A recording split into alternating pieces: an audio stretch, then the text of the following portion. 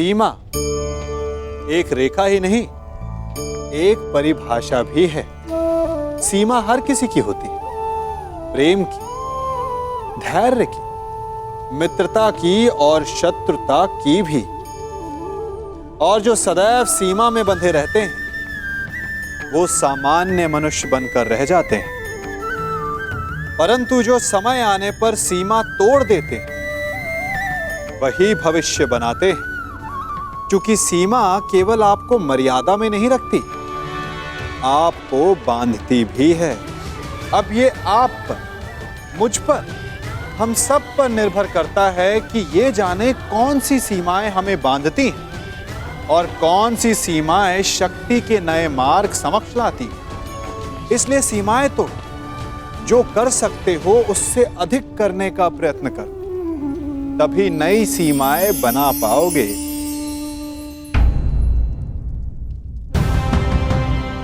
मैं हस्तिनापुर की ओर प्रस्थान कर रहा हूं। मेरे वापस लौटते ही तुम्हारा प्रशिक्षण प्रारंभ हो जाएगा।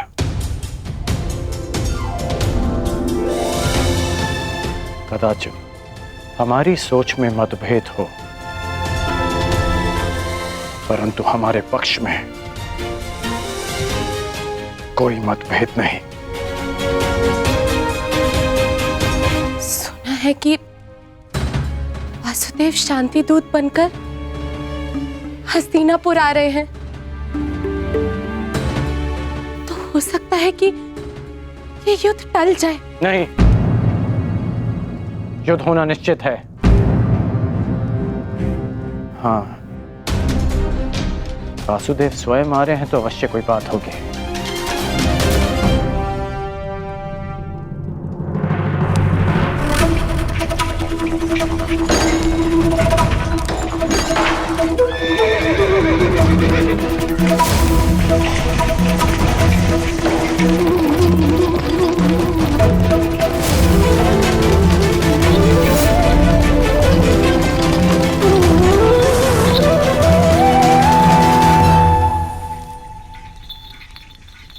देख रहे हो दुर्योधन, ये कोई साधारण धातु नहीं है, बहुत विशेष धातु है ये, जिसका आविष्कार असुरों ने किया था देवों को बांधने के लिए। इससे सक्षम और कठोर कुछ हो ही नहीं सकता उस छलिए को बांधने के लिए। अब उसके आते इसी से उसे बंदी बना लेंगे।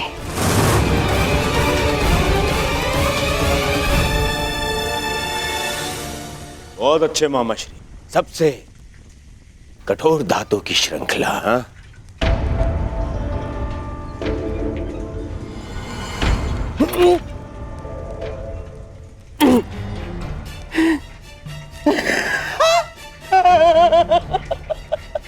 देखो, मैंने कहा था ना तुमसे। परंतु मैं ये देखना चाहता हूं कि ये कितनी कठोर है। तो कर लो प्रयास। दासों, मामा श्री को इसमें बांध दो। ये क्या कह रहे हो तुम?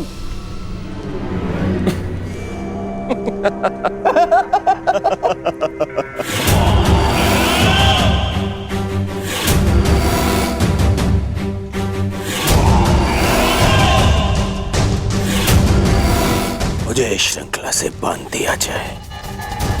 बांधो! अरे बांधो बांधो।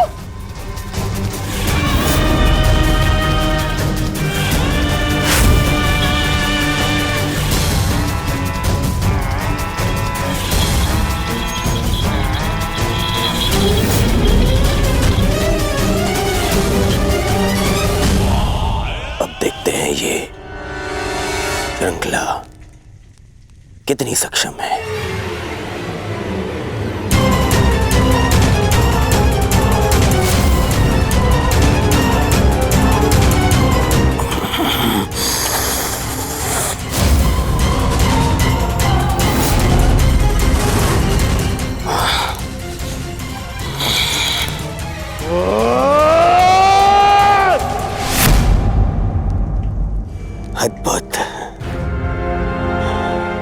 निसंदेह ये अद्भुत है। अब हुआ पूर्ण प्रबंध उस वासुदेव के स्वागत का।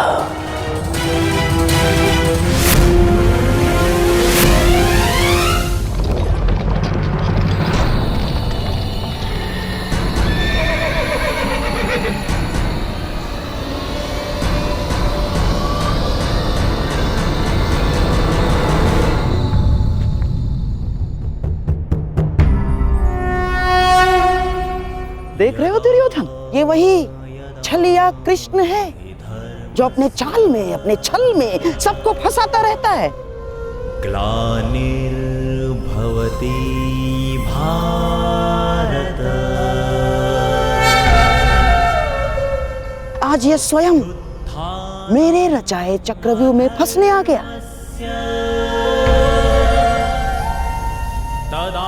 इसे ज्ञात नहीं है कि आज ये इस प्रासाद से बाहर निकल ही नहीं पाएगा।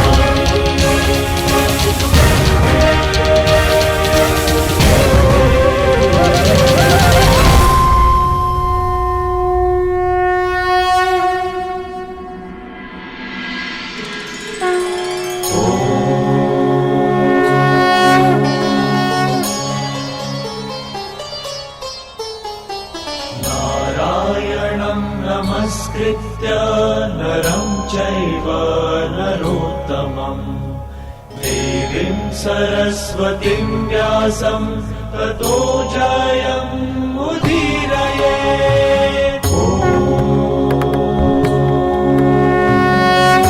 प्रणिपात हस्तिनापुर नरेश। कल्याण हो वासुदेव। प्रणिपात गंगापुत्र। कल्याण हो वासुदेव।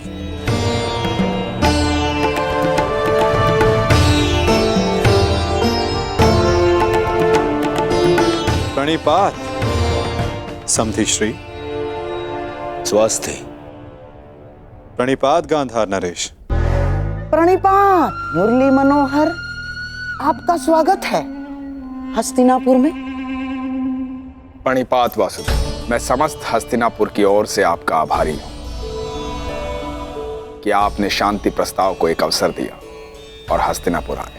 अवसर तो धर्मराज ने दिया है महात्मा विदुर, अपने बड़ों के प्रस्ताव को आदर देकर।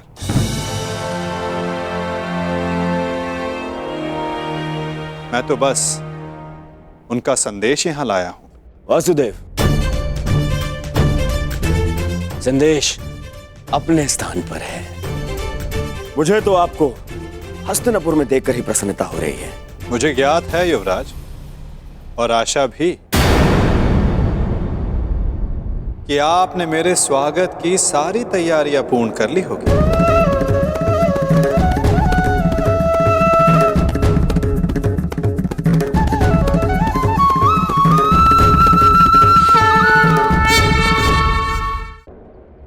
अवश्य। आप मेरे समधी जो हैं। चलिए आइए मेरे कक्ष में चलते हैं। मेरे कक्ष में चल के आदर सत्कार ग्रहण कीजिए। आपके मुख से ऐसे वचन सुनकर संतोष हुआ युवराज, और अधिक प्रसन्नता इस बात की हुई है कि आपने मुझे शांति दूत के रूप में स्वीकार किया। ये शांति प्रस्ताव के बारे में हम कल बात करेंगे। आप यात्रा से आए हैं, विश्राम करें, थकान दूर करें। आइए। क्यों नहीं युवराज, अवश्य।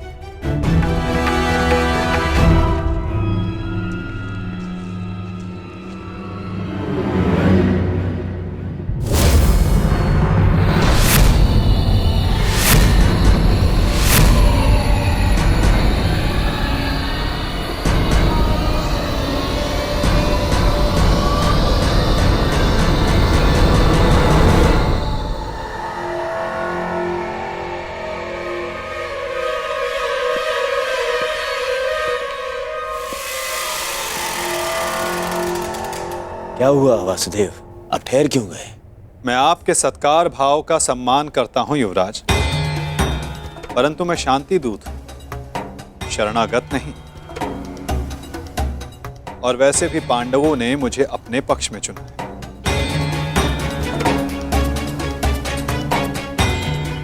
और नीति अनुसार एक दूत आतिथ्य तब तक ग्रहण नहीं कर सकता जब तक उसका कार्य पूर्ण ना हो जाए।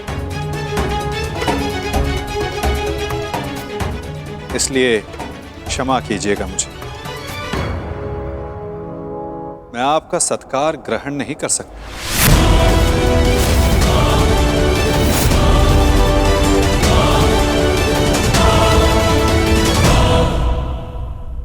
परंतु फिर आप कहां ठहरेंगे? आप उसकी चिंता ना करें युवराज, मेरे पास अपनी व्यवस्थाएं हैं। आइए भी ना वासुदेव, आप हमारे यहाँ पधारे, हम धन्य हुए। हमारे यहाँ आकर हमें कृतार्थ करें। हमने आपकी ऐसी व्यवस्था की है वासुदेव कि आप हस्तिनापुर छोड़कर कहीं जाएंगे ही नहीं। ऐसा कुछ नहीं जो सदा रहे, और ऐसा कुछ नहीं जो सदा ना रहे। तो फिर मेरे यहाँ होने ना होने का क्या अर्थ रह जाता है गांधार नरेश?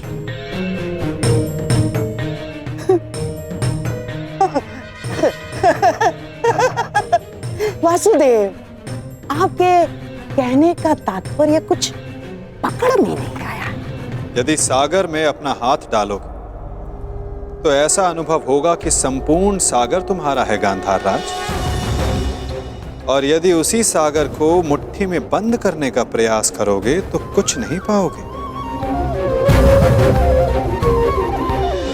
हाँ, यह अवश्य हो सकता है कि उसमें डूब जाओ। प्रणिपात।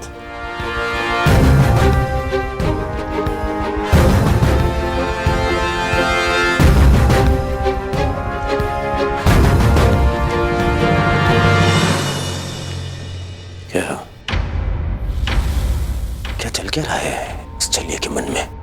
कहीं से हमारी योजना का भान तो नहीं हो गया? शांत रहो दुर्योधन, शांत रहो।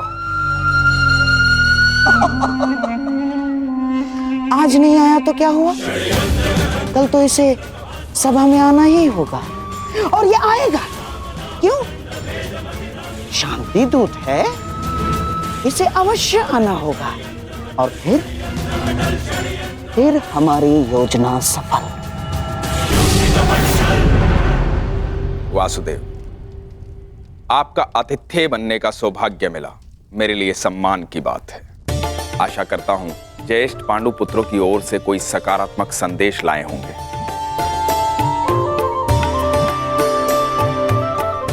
संदेश तो मैं लाया हूं महात्मा विदुर, परंतु वो संदेश मैं कल सभा में सबके समक्ष रखूंगा। प्रणिपात माधव, मेरा सौभाग्य है कि आज मेरे आराध्य मेरे घर पधारे हैं। सेवक, प्रभु के लिए भोजन लेकर आओ।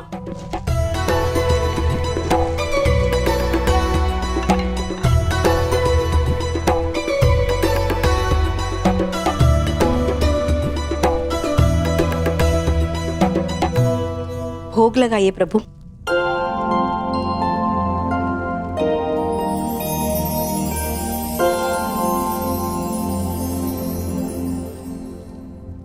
मेरा प्रिय मिष्ठान नहीं दिखाई दे रहा।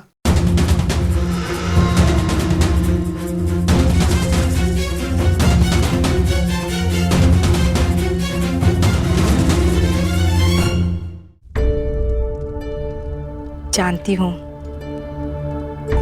आपको मिष्ठान बहुत प्रिय है वासुदेव, परंतु जब से कुलवधू का राजसभा में अपमान हुआ, हमने मिष्ठान त्याग दिया।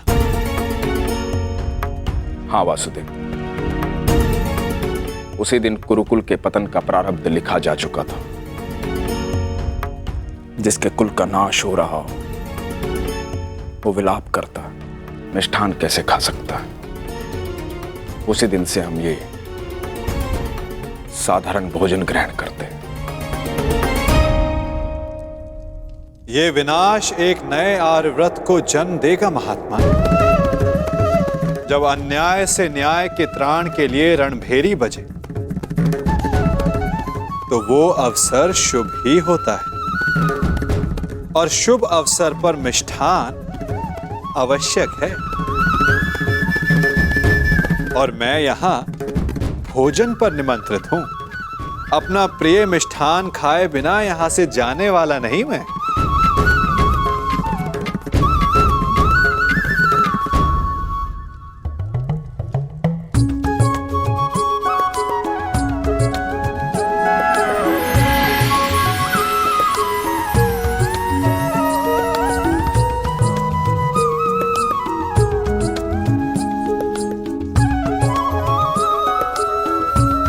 आइए मिष्ठान ग्रहण कीजिए।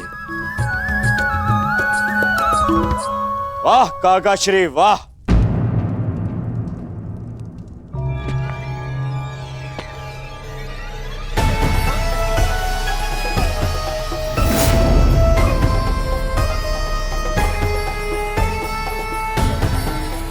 छप्पन भोग का आनंद लिया जा रहा है।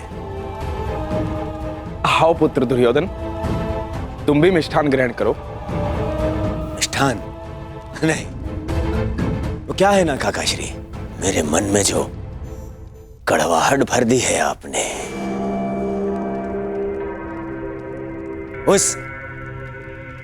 इस मिष्ठान की मिठास से मिट नहीं सकती है।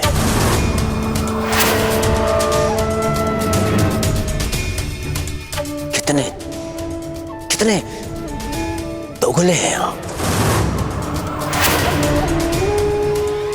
मन में कुछ और रखते हैं और वाणी में कुछ और। तुम क्या कह रहे हो? मैं समझ नहीं पा रहा हूं। परंतु मुझे समझ में आ रहा है। मैं समझ गया हूं कि आप इतने वर्षों से क्या करना चाहते हैं। आप मुझे नीचा दिखाना चाहते हैं।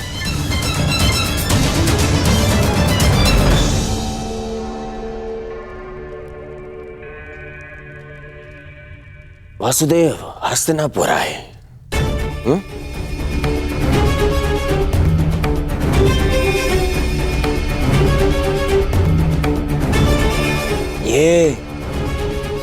ये मेरे संबंधी हैं।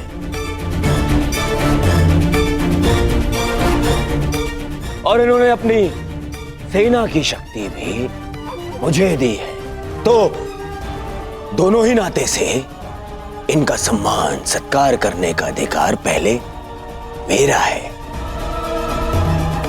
परंतु आपने क्या किया? आप उन्हें यहां ले आए ताकि आप अपने स्वार्थ और षड्यंत्र को पूर्ण कर सके। परंतु वासुदेव को निमंत्रित करने में मेरा क्या स्वार्थ है दुर्योधन? अरे स्वार्थ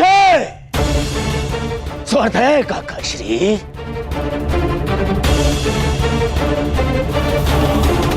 राजसभा में प्रस्थान से पूर्व आपने यहां इसलिए लाए ताकि आप अपने वो प्रिय पांडवों के पक्ष में इन्हें उकसा सके।